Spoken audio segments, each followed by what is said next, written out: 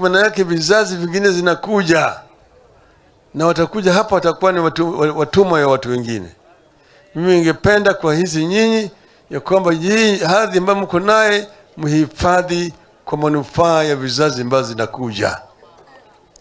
Sisi tulikuwa na msimamo kamili ya kuboresha hali ya maisha ya Wakenya. Tuliahidi, tulisema kila Mkenya ambaye amezaliwa hapa atakuwa na haki ya kuishi. Pili, atakuwa na haki ya kupata chakula. Tatu, kila mtoto atakuwa na haki ya kupata elimu kuanzia nursery kupitia primary, secondary mpaka chuo kikuu. Tulisema watasema bure. Sasa wakati hii tuko na shida kubwa zaidi kwa mambo ya elimu ya watoto wetu. Mwaka ujao, mwezi ujao kianza namna hii, kutakuwa na shida mingi, changamoto kubwa zaidi kwa watoto. Kuanzia primary, secondary hata chuo kikuu.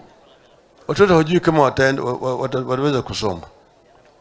Hiyo ni shida ya hao watu. Upande wa matibabu vile vile kuna shida mingi zaidi. Ushuru zimezidi. Ushuru zinaongezwa kila siku. Ushuru inapanda. Wakati mwingine sasa watu wananiambia mimi ati afadhali wachukue mshahara wanipatie mimi kodi. Kodi ni kubwa kushinda mshahara. Wewe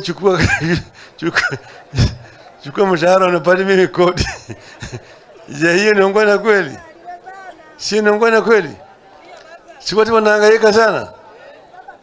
Walisema mambo ya hasla, mama mboga, jua kali, yote ilikuwa ni takataka.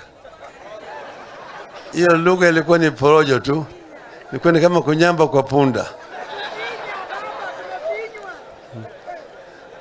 Sasa tunapandishwa kila siku.